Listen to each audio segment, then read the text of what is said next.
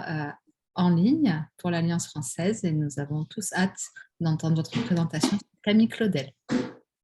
Merci beaucoup, merci Sonia et merci encore à l'Alliance française et merci à vous toutes et à vous tous d'être avec nous ce soir.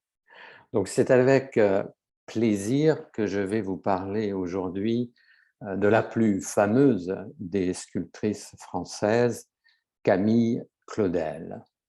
Alors elle voit le jour la même année que l'artiste peintre Séraphine de Senlis, nous en avions parlé il y a 2 mois environ, en 1864. Et comme Séraphine, elle mourra au cours de la Deuxième Guerre mondiale, internée, hélas, dans un asile psychiatrique. Mais le parallèle entre les deux artistes s'arrête là, car si Séraphine était pauvre et inéduquée, Camille, elle, va grandir dans une famille de notables provinciaux.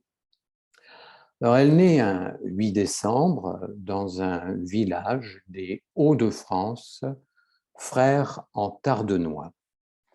Son père, Louis Claudel, est lorrain. Il est originaire des Vosges. Alors, c'est un fonctionnaire, il est conservateur des hypothèques, donc collecteur d'impôts. Alors, c'est un homme dévoué à la réussite sociale de ses enfants. Alors, il est sévère, il est orgueilleux, il a un caractère assez abrupt et querelleur. Alors, quant à la mère de Camille, c'est Louise Cerveau, fille du médecin du village de Fères en Tardenois, et c'est la nièce du prêtre du village également. Alors, Louise, la maman, est orpheline à l'âge de 3 ans.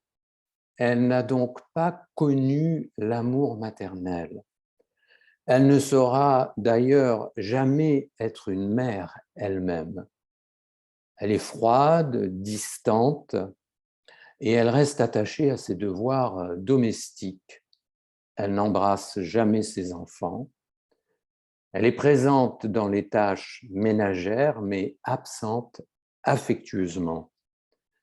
C'est donc dans un univers assez clos, sec et dur que va grandir Camille Claudel. Son frère, Paul Claudel, décrira la famille ainsi, je cite, « Nous étions un petit clan, nous ne cessions de nous disputer, mais nous nous trouvions infiniment supérieurs à tout le reste. » Alors Camille est l'aînée d'une fratrie de 3 enfants. Un frère, Charles-Henri, est pourtant né avant elle, en 1863. Mais hélas, il meurt alors qu'il n'a que 2 semaines environ.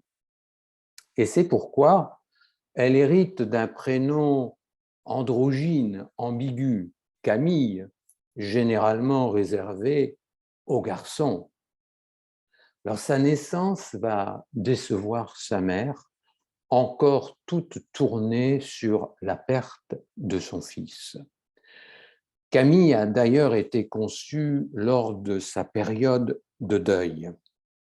Pour Louise Claudel, elle ne remplacera jamais ce fils idéalisé qu'elle a perdu. Camille devient, malgré elle, le rappel constant d'une douleur, d'un échec. La famille s'agrandit pourtant. En 1866, Camille a une sœur, Louise, qui porte le même prénom que sa mère. Puis 2 ans plus tard, un frère cadet, il s'agit du célèbre Paul Claudel, futur diplomate, académicien, poète et dramaturge. Alors, lorsque Camille a 4 ans, les Claudel déménagent dans un village voisin du lieu de sa naissance, Villeneuve-sur-Fer. C'est là que Camille va passer sa petite enfance, 3 années environ. Puis, en 1870, Louis Claudel, le père, est transféré dans la Meuse, à Bar-le-Duc. Il retrouve donc sa Lorraine natale. Les Claudel vont y passer 6 années. On inscrit Camille chez les sœurs de la doctrine chrétienne. Elle y reçoit une éducation traditionnelle et catholique. Et chaque année, la famille revient à Villeneuve-sur-Fer. Camille joue dans la forêt avec son frère, Paul. Alors, tous deux sont vraiment très proches, complices, soudés. Camille l'appellera d'ailleurs toujours, jusqu'à sa mort, avec affection, son petit Paul. Alors, les étés se passent aussi dans les Vosges, au bord du lac de Gérardmer. Alors, ces vacances sont un moment important pour Camille. Afin d'échapper aux chamailleries quotidiennes, rien de mieux que la nature. Elle s'amuse, elle ramasse de la terre, elle commence à modeler. Dès l'enfance, l'art est une sorte d'échappatoire. Et c'est ainsi seulement, nous le verrons, qu'elle pourra et qu'elle saura s'exprimer. En 1876, alors que Camille a 12 ans, la famille s'installe à Nogent-sur-Seine, en Champagne. L'éducation des 3 enfants est confiée à un précepteur, Monsieur Collin. C'est là, entre une leçon de français et une leçon d'histoire, que pour la première fois, Camille va commencer à toucher l'argile. Elle va alors modeler ses premières figures.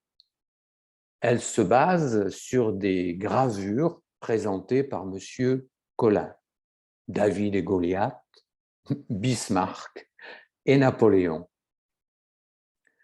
Alors son père, Louis, va lui être d'un grand soutien.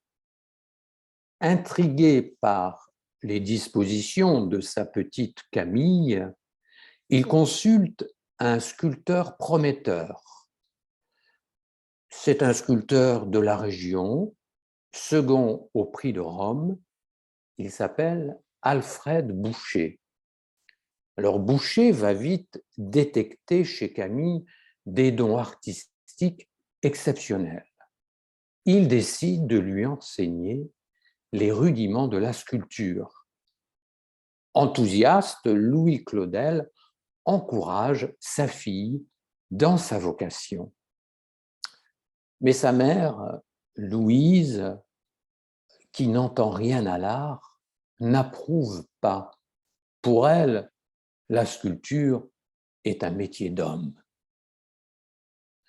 Après 3 ans passés à Nogent, les Claudel s'installent dans la commune de Vassy, toujours en Champagne. C'est là une nouvelle affectation professionnelle de son père. Alors, nous sommes en 1879, Camille a 15 ans. Le sculpteur Boucher l'encourage à s'installer à Paris. Et 2 ans plus tard, en 1881, grâce à la force de sa passion, elle parvient à persuader son père. Madame Claudel déménage alors à Paris avec ses 3 enfants à Contrecœur. Ils vivent désormais boulevard Montparnasse. Quant à Louis Claudel, le père, il reste pour l'instant en Champagne, où ses fonctions le retiennent. Mais il croit en ses enfants. Il souhaite offrir à son fils Paul des études supérieures. C'est chose faite et Paul entre au célèbre lycée parisien Louis le Grand.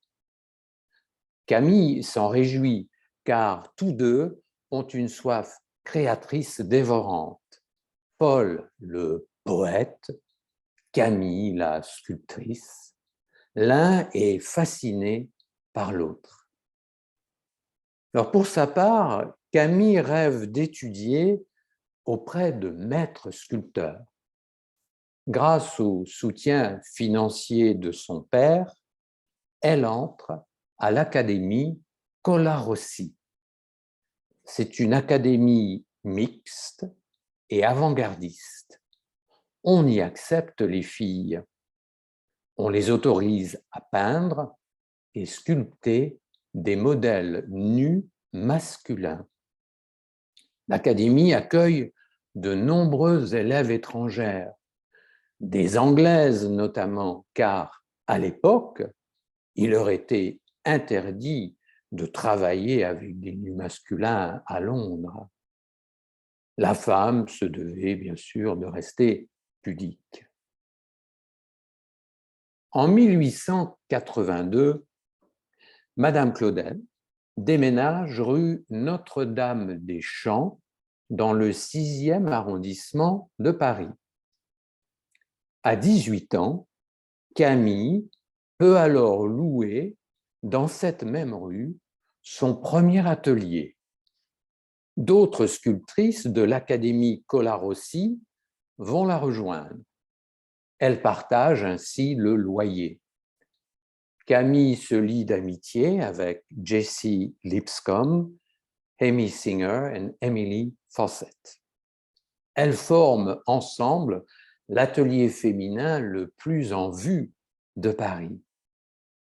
Alfred Boucher supervise le travail du groupe.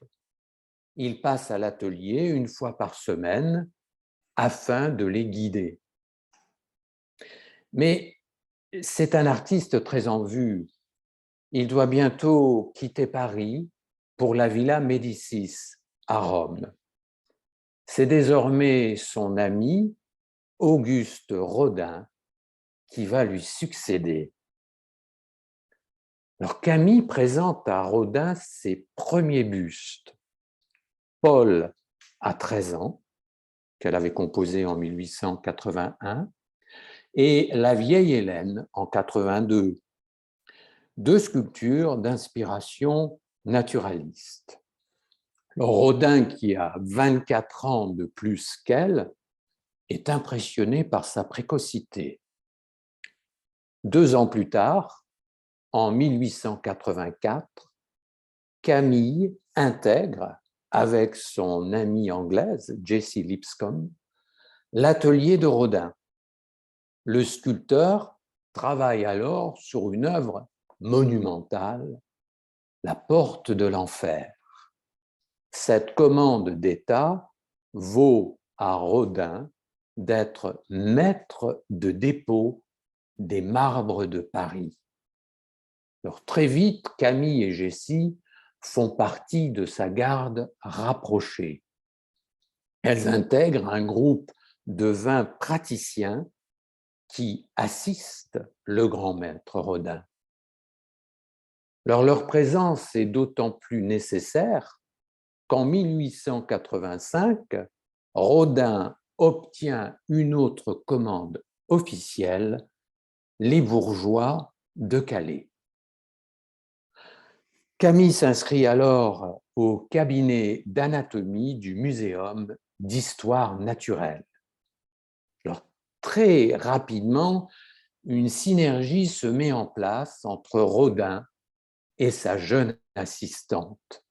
Le sculpteur ne tarit pas d'éloges. Il déclare : « Mademoiselle Claudel est devenue mon praticien le plus extraordinaire.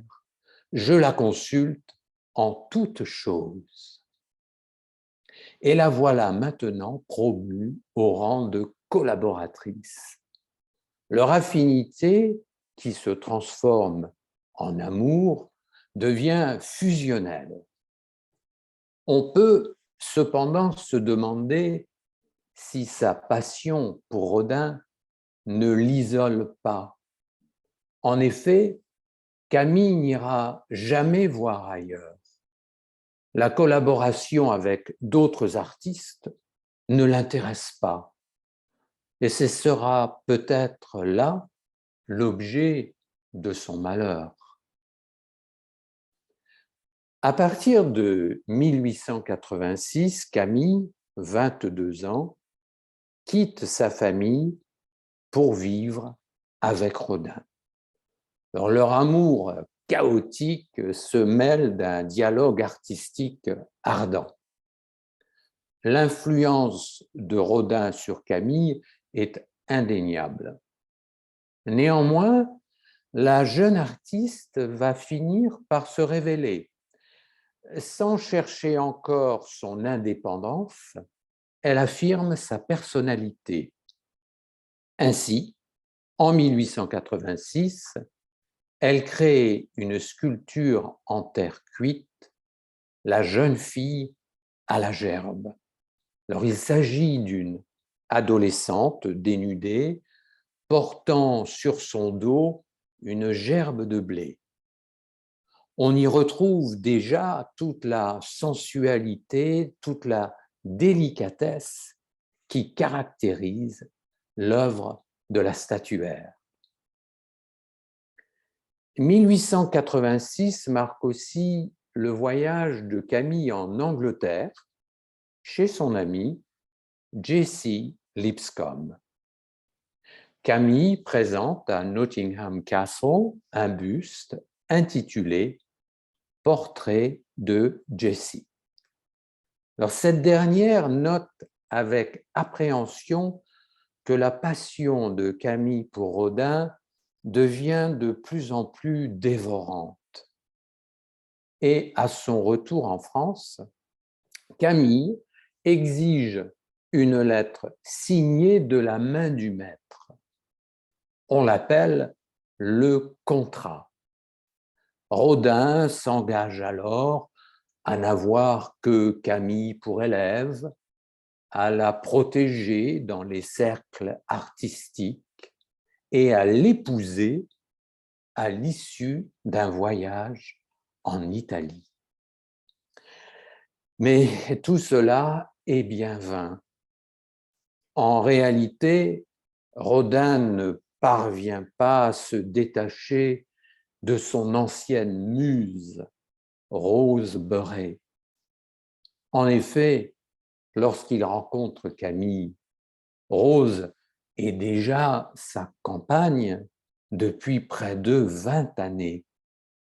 C'est une femme du peuple, simple, timide et réservée. Son amour pour Rodin est devenu maternel. Rose représente un socle rassurant et fiable sur lequel il peut se reposer. Camille, c'est un peu la force de la tempête et Rose, c'est la certitude d'un refuge. Alors, 1886 marque deux événements majeurs dans la famille Claudel. Sa sœur, tout d'abord, qui avait de grands dons pour le piano, se fiance à Ferdinand de Massary, un avocat. Elle abandonne, au grand regret de Camille, ses aspirations musicales. Camille fera le buste de Ferdinand à l'occasion de leur mariage 2 ans plus tard.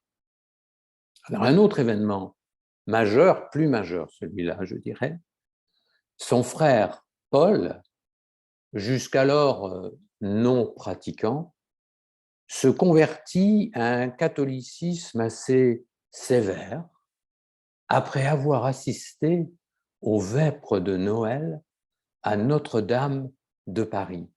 Cela va marquer un tournant dans leur relation. Paul rejette désormais ouvertement la liaison de sa sœur avec Rodin. Petit à petit, sa fascination pour Camille et pour son art va se transformer en répulsion.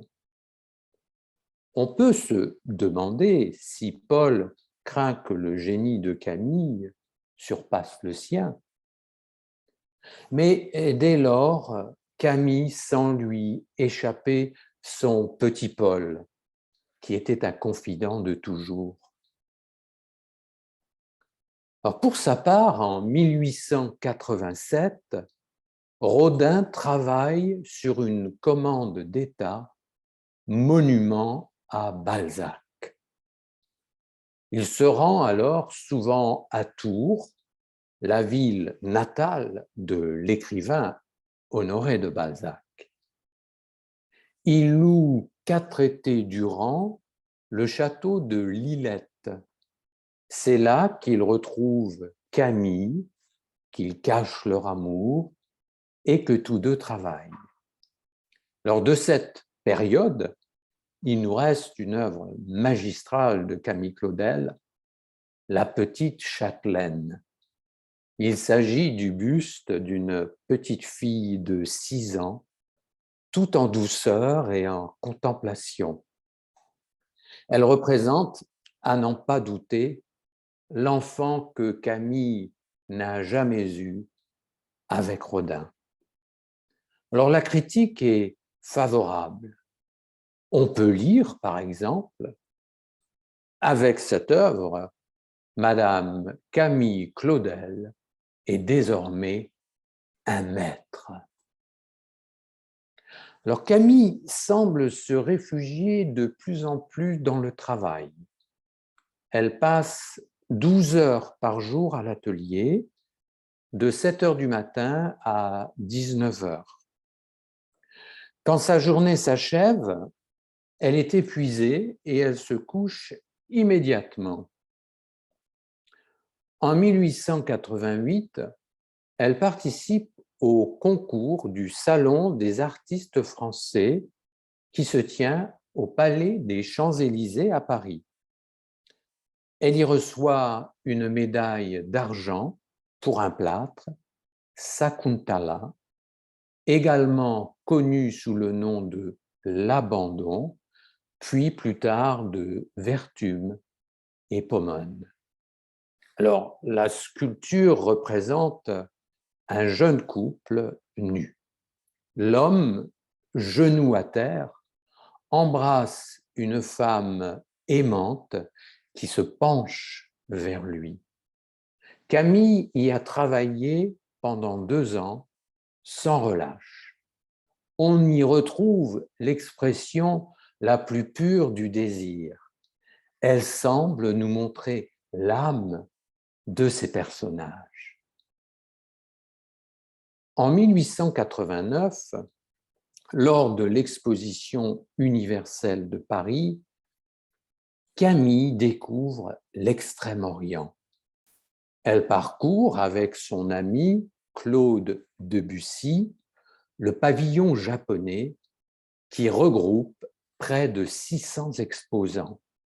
Alors, comme les impressionnistes, elle reste à tout jamais marquée par les estampes.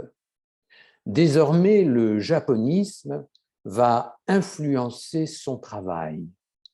Ainsi apparaissent des scènes simples et quotidiennes, des principes de composition qu'elle utilisera par exemple dans sa fameuse sculpture Les Causeuses. L'intimisme de Claudel plutôt que le monumental de Rodin. Voilà Camille sur la voie de l'indépendance. Peu à peu, elle se détache de Rodin. Plus que tout au monde, elle souhaite affirmer son autonomie. Certes, on la voit encore dans l'atelier du maître, mais elle a aussi son propre studio, Boulevard d'Italie. À cette époque, elle compose énormément de petits sujets, de scénettes qu'elle voit de sa fenêtre. Mais elle cache tout dans ses placards, car Rodin, dit-elle, lui vole ses idées. Alors, il est vrai que leur collaboration n'est plus mutuellement bénéfique. En tant que praticienne, Camille Claudel a inspiré de nombreuses statues que Rodin s'est appropriées et assignées de son propre nom. Hélas, elle ne tient pas de journal. Difficile donc de dire ce qui lui revient. Mais un fait est certain, elle se sent spoliée. Et s'affranchir du maître va être une longue et douloureuse marche. Car les critiques, même les plus favorables, la ramènent toujours à Rodin. Persuadée qu'il s'approprie son talent, elle déclare, je cite, « On dit que mademoiselle Claudel ramasse les miettes du maître pour les mettre dans ses sculptures. Mais Rodin m'a tout volé, ma jeunesse, mon travail, mes idées. » Leur rupture a lieu en 1892. Camille a 28 ans et Auguste 52. Peu à peu, l'expression artistique de Camille évolue. La nudité idéalisée des corps cède doucement la place à des corps drapés d'inspiration Art Nouveau. Les postures de ces personnages, leurs attitudes harmonieuses, montrent aussi l'influence du japonisme sur Camille. À ce titre, la valse est une œuvre clé. La valse symbolise sa passion dévorante pour Rodin. Alors une danseuse tourbillonne, un pied en l'air, suspendue à son cavalier. On est presque à la perte d'équilibre, au point de rupture. Le destin de la valseuse ne semble plus lui appartenir. Alors cette œuvre est superbe. Cependant, les critiques lui seront défavorables. On juge indécente la nudité du couple et le rapprochement des sexes. Elle va alors draper d'une jupe sa valseuse, mais c'est peine perdue. La critique masculine préfère toujours l'art viril de Rodin à l'intériorité de Camille. 1893 marque le début de 12 années de création solitaire. Camille communique de plus en plus rarement avec Rodin. Elle écrit « J'ai beaucoup d'idées nouvelles. J'ai un grand plaisir à travailler. Ce n'est plus du tout du Rodin. » Et c'est ainsi qu'elle crée Cloto. Alors, c'est une œuvre particulièrement émouvante. Camille, qui a 29 ans, y dépeint la vieillesse comme un naufrage, le corps décharné d'une femme, le déclin puis la décrépitude, le supplice des ans, l'isolement. Alors désormais, Rodin vit en permanence avec Rose Beuret. Il s'installe avec elle dans une villa de Meudon. Il collectionne aussi les aventures de passage avec de nombreuses jeunes élèves, impressionnables bien sûr. Camille va mal. Elle a très peu de commandes. Elle a des dettes. Alors malgré leur séparation, Rodin va discrètement la soutenir financièrement. Ainsi, en 1893, en tant que président de la Société nationale des beaux-arts, il fait exposer 2 œuvres de Camille, 2 œuvres majeures, la valse et Clotho. Un an plus tard, toujours grâce à l'influence de Rodin, on la retrouve de nouveau au Salon de la Société nationale des beaux-arts. Elle y expose notamment La petite châtelaine. Puis elle est invitée au Salon de la libre esthétique de Bruxelles, où elle remporte un vif succès. Alors, toute cette publicité orchestrée en coulisses par Rodin finit par payer. En 1895, Camille obtient coup sur coup 2 commandes. La première, Clotho, en marbre, présentée lors d'un banquet offert en l'honneur du peintre Puvis de Chavannes. La seconde est une commande d'État, donc une reconnaissance officielle. L'âge mûr, nous y reviendrons plus tard. 1896 est une année essentielle pour l'indépendance de Camille. Elle rencontre Mathias Morant, rédacteur au journal Le Temps. Il offre un soutien enthousiaste à la sculptrice.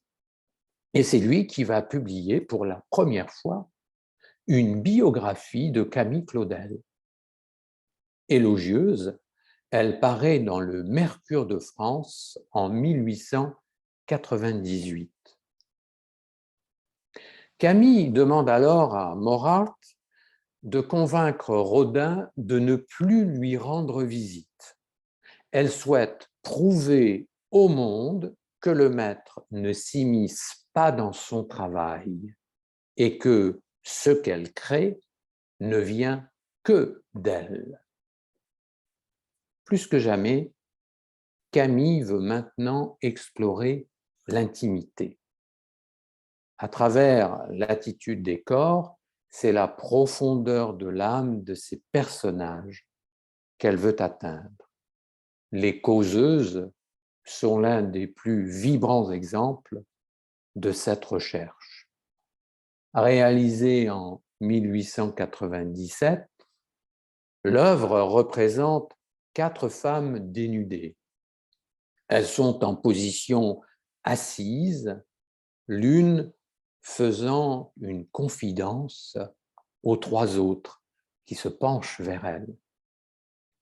Le critique Gustave Geoffroy écrit « Les causeuses sont une apparition de vérité, intime, une merveille de compréhension et de sentiment humain. » Ce succès va enfin lui valoir la reconnaissance qu'elle mérite. Elle n'est plus la praticienne de Rodin, elle est enfin une artiste à part entière. 6 ans après leur rupture sentimentale, c'est désormais une séparation totale qui s'opère entre les 2 artistes. Camille loue temporairement un atelier rue de Turenne, dans le quartier du Marais. Puis, en 1899, elle s'installe définitivement quai Bourbon sur l'île Saint-Louis. Ce sera son dernier refuge. Au sommet de son art, elle se coupe du monde. Elle ne va plus aux soirées mondaines, elle refuse de rencontrer des personnes influentes. Elle travaille avec acharnement en recluse. En 1899, 4 années après la commande de l'État de la sculpture L'âge mûr est enfin achevée. Alors cette création majeur, l'âge mûr, est une œuvre allégorique qui marque la poursuite de l'évolution de Camille. Je vous la décris brièvement. Un homme d'âge mûr se détourne d'une jeune femme à genoux. Elle l'implore de ne pas la quitter. Mais l'homme paraît délaisser la jeune fille. Il se tourne vers une femme âgée qui semble l'envelopper. Alors il s'agit bien sûr de la propre histoire de Camille, elle, jeune et implorante, abandonnée par Rodin, qui lui préfère la vieille rose beurrée. Tous les critiques sont d'accord. À cet instant précis, Camille Claudel est en possession entière de ses moyens. Mais Rodin est fou de rage. Il traite Camille de divinité malfaisante. Il dit « Tu me représentes comme un pantin désarticulé par deux femmes. Comment peux-tu réduire ce qui fut notre amour à cette caricature ignoble ?» Puis, sans explication, l'État, qui s'était engagé à acquérir l'œuvre de Camille, va se dédire. Camille accuse alors Rodin d'être intervenu afin de faire annuler la commande. Et peu à peu, elle sombre dans un délire de persécution. Pourtant, en 1903, elle se fait remarquer de plus belle. Elle rencontre le célèbre marchand d'art Eugène Blot. Il tient une galerie boulevard de la Madeleine. Il collectionne Renoir, Pissarro, Monet, Degas. Alors, subjugué par le talent de Camille, il va s'atteler à diffuser ses œuvres. En 1904, il fait fondre en bronze 15 sculptures de l'artiste. Alors, l'une des plus fameuses est sans doute la flûte joyeuse. Alors, la statue représente une sirène assise sur un rocher jouant de la flûte. On y retrouve toute la sensibilité de Camille. Le dos cambré de la jeune fille, la tête relevée, la flûte qui s'approche des lèvres sans les toucher. Cette sirène-là est bien envoûtante. Peu de critiques lui résisteront. Il faut aussi mentionner la vague inspirée d'Hokusai. L'œuvre est composée en 1903. Elle représente 3 baigneuses se tenant la main, alors qu'une vague déferlante est sur le point de les engloutir. Et l'on est en droit de se demander si l'une de ces baigneuses, ce n'est pas Camille. Eugène Blot décide de lui consacrer une exposition dans sa galerie parisienne. On peut y admirer 11 bronzes.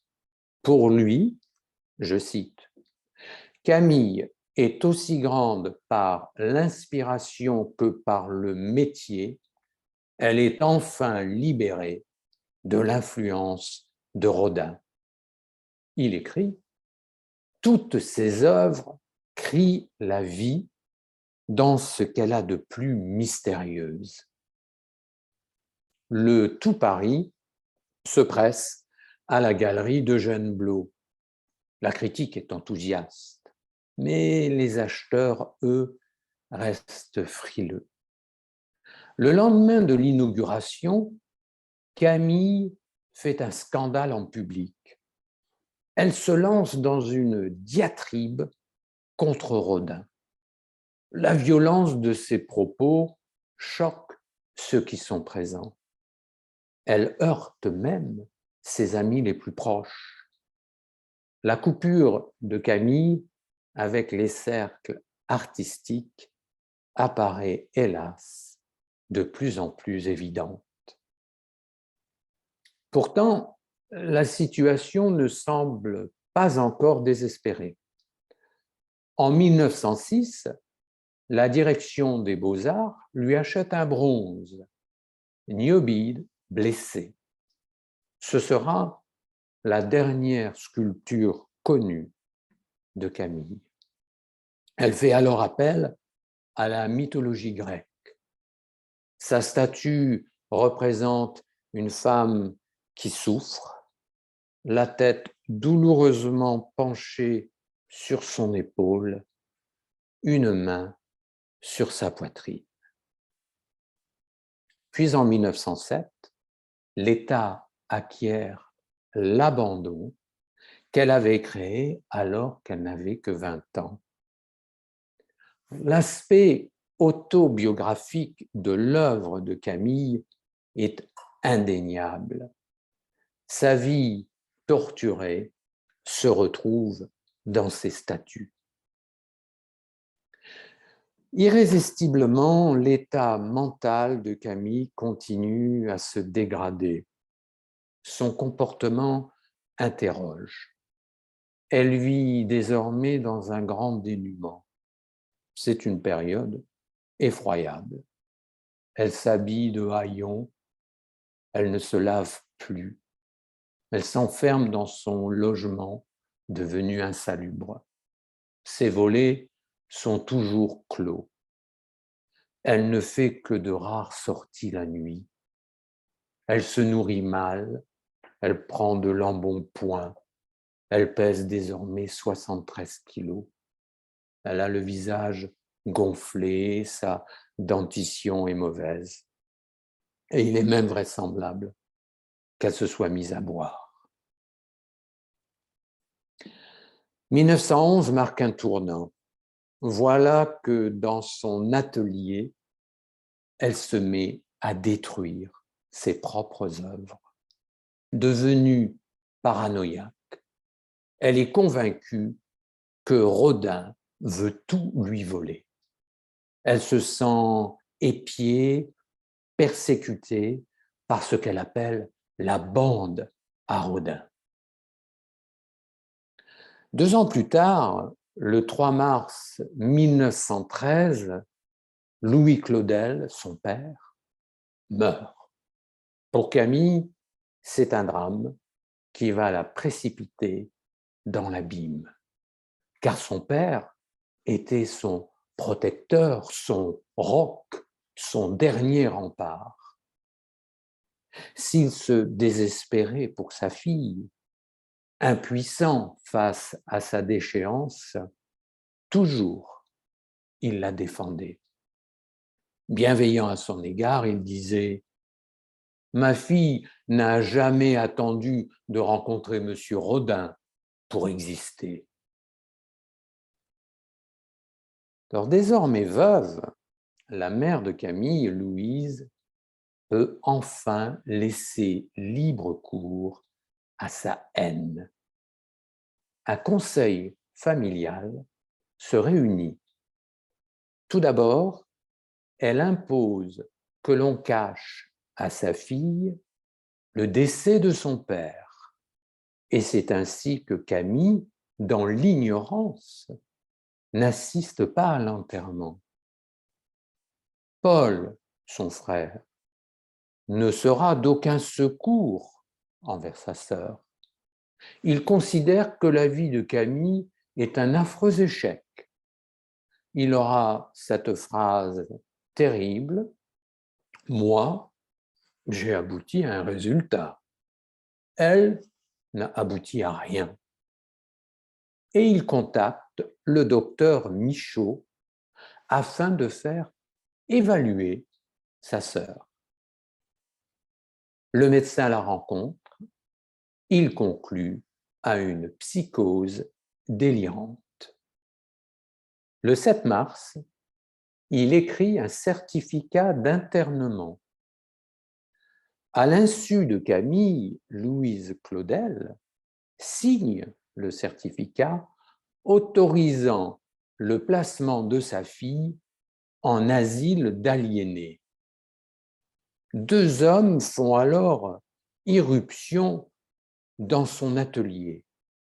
On jette Camille sans ménagement dans un fourgon et le 10 mars 1913, à l'âge de 48 ans, elle est internée à 10 km de Paris, à l'hôpital psychiatrique de Ville-Évrard. 2000 patients s'entassent dans ce château reconverti en asile.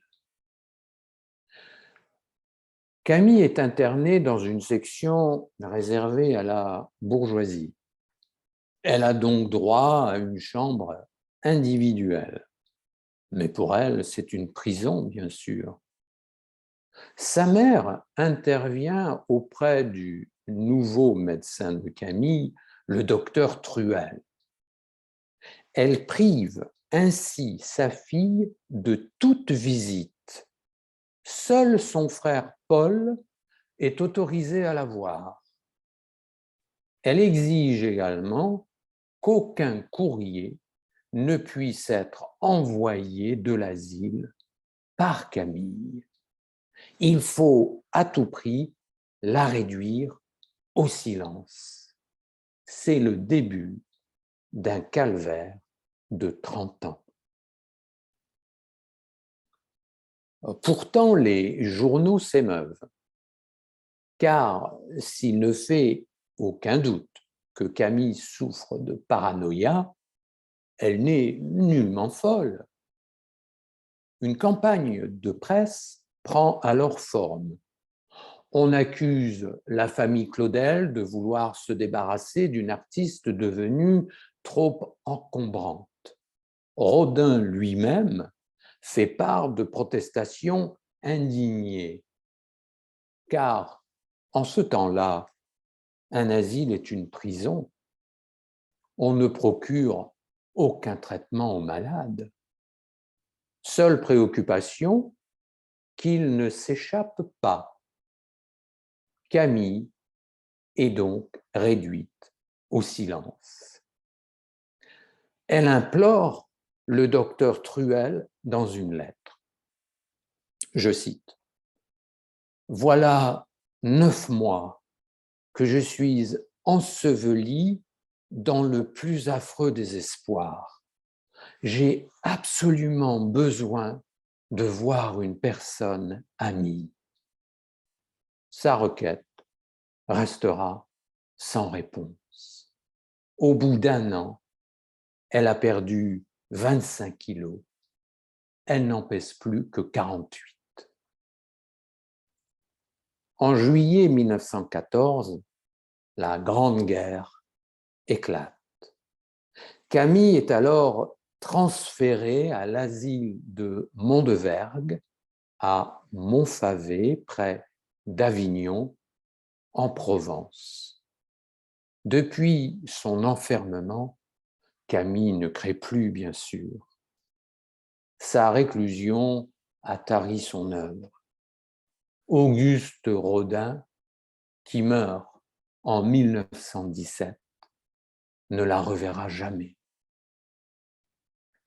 La même année, Camille adresse une lettre au docteur Michaud. C'est lui qui, 4 ans plus tôt, avait été responsable de ce qu'elle appelle son enlèvement. Elle écrit : « Voilà 4 ans que je subis cet affreux martyre. Inutile de vous dépeindre mes souffrances. » Puis elle continue : « Je vous prie de bien vouloir réfléchir à ce que vous pourriez faire pour moi. Ma famille ne s'occupe pas de moi. Elle ne répond à mes plaintes que par le mutisme. C'est affreux d'être abandonné de la sorte. Je ne puis résister au chagrin qui m'accable. Mais le docteur Michaud ignore, lui aussi, la prière de Camille. 2 ans plus tard, en 1919, elle espère toujours pouvoir être libérée. Cette fois, elle écrit ses suppliques ardentes à son frère Paul. Elle l'implore, lui promet de ne causer aucun problème une fois sortie. À 2 reprises, les médecins déclarent que Camille peut être autorisée à sortir. Mais sa mère s'y oppose. Elle écrit au directeur de l'asile, je cite, « La prendre chez moi ou la remettre chez elle, comme elle était autrefois, jamais, jamais. Elle nous déteste. Elle est prête à nous faire tout le mal qu'elle pourra. Gardez-la, je vous en prie. Elle a tous les vices. Je ne veux pas la revoir. » À la fin de la guerre, tous les malades évacués en Provence regagnent leur asile d'origine de Villévrard, près de Paris. Tous, sauf Camille. C'est d'autant plus cruel que l'asile de Montevergue a la réputation d'être le pire de France. Paul et sa mère prennent grand soin de la garder loin de Paris.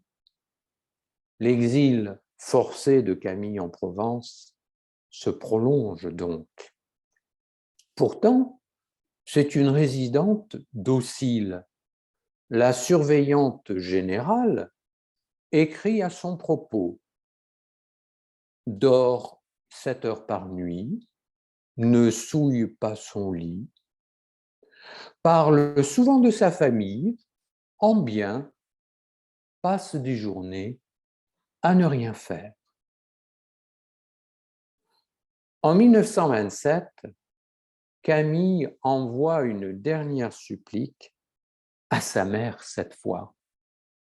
Elle écrit: « Chère maman, je ne puis plus supporter les cris de toutes ces créatures autour de moi. Je mérite autre chose que cela. Dieu, que je voudrais être à Villeneuve. » Pour toute réponse, sa mère dira: « Je suis très contente de la savoir où elle est. »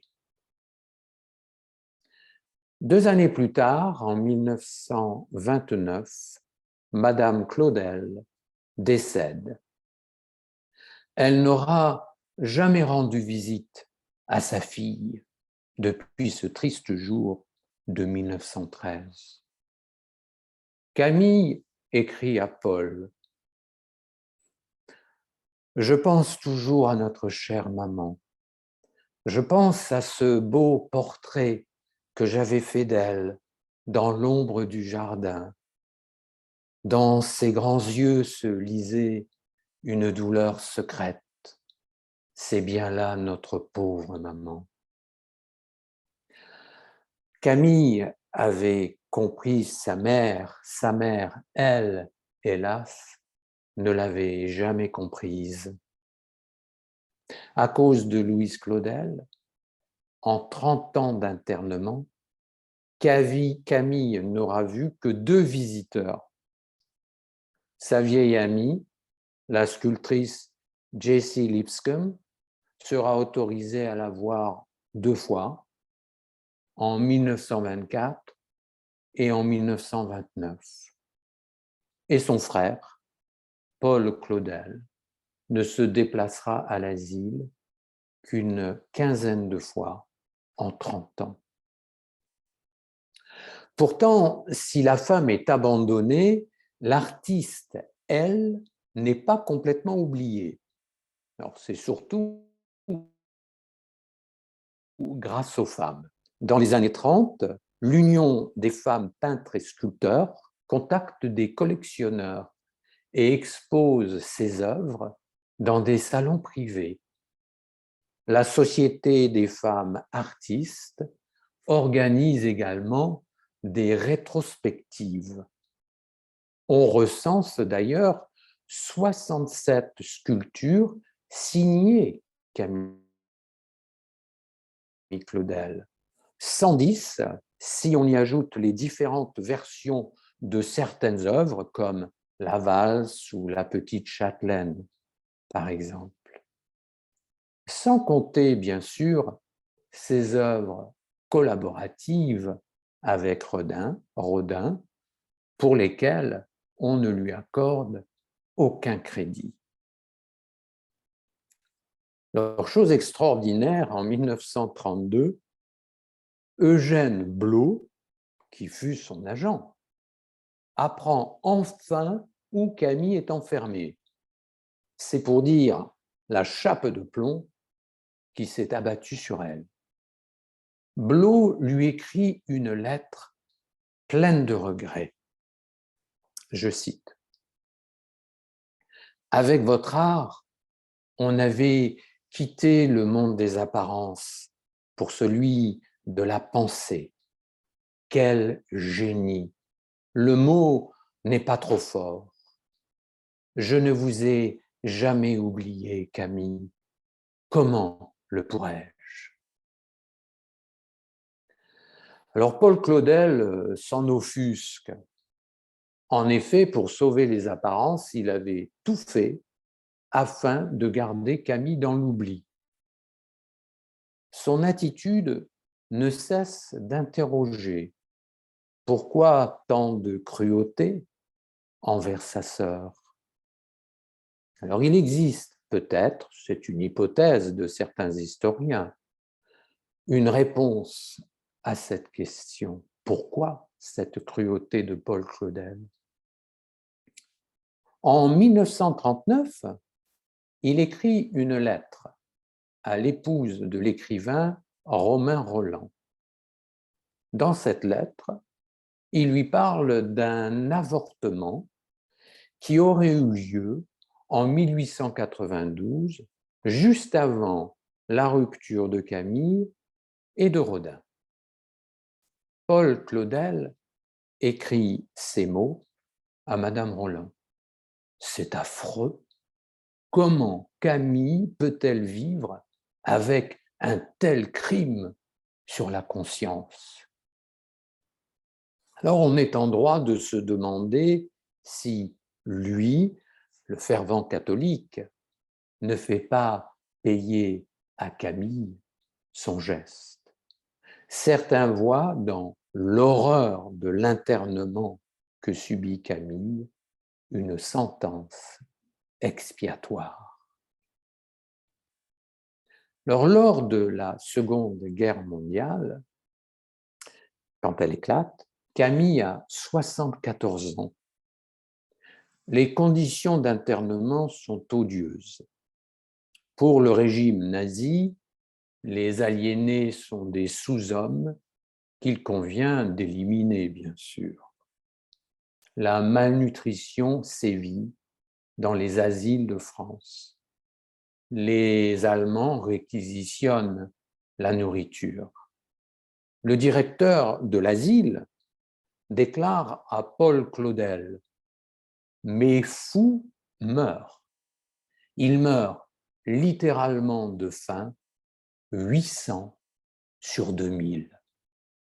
La situation est terrible en effet. En Europe, on estime que 40 000 malades meurent dans les asiles psychiatriques entre 1940 et 1944. La santé de Camille se dégrade rapidement. Durant l'été 1942, le médecin informe Paul que Camille souffre d'un œdème dû aux carences alimentaires. pris de remords bien tardifs, Paul s'interroge pathétique. Il écrit « Avons-nous fait, les parents et moi, tout ce que nous pouvions pour Camille ?» Puis, le 10 décembre 1943, Camille est victime d'une hémorragie cérébrale causée par la malnutrition. Elle meurt à 2 heures du matin dans l'indigence la plus totale. Elle a 78 ans. Alors, son frère, Paul, qui est averti par le directeur de l'hôpital, ne se rend même pas à l'asile. Personne ne réclame le corps de Camille. On l'enterre alors dans une fosse commune. Elle n'aura donc pas de sépulture. En 1958, Marie-Reine Paris, la petite nièce de Camille, découvre l'œuvre de sa grand-tante. Elle ne l'a jamais connue. Elle entame alors des recherches approfondies grâce notamment à des lettres familiales qu'avait conservées Paul Claudel. Puis elle décide de réhabiliter la mémoire de Camille. En 1984, elle écrit une biographie intitulée tout simplement Camille Claudel. Elle participe également en tant que conseillère historique au célèbre film Camille Claudel avec Gérard Depardieu en Redin et Isabelle Adjani en Camille, bien sûr. Et en 2008, 65 ans après la mort de sa grand-tante, Marie-Reine Paris fait ériger un monument funéraire au cimetière de l'asile de Montfavet. C'est ce que l'on appelle un cénotaphe, c'est-à-dire un tombeau vide. Marie-Reine Paris déclare alors avec pudeur « C'est pour réparer l'oubli souhaité par la famille Claudel et son entourage. » Je vous remercie. Merci beaucoup de votre attention.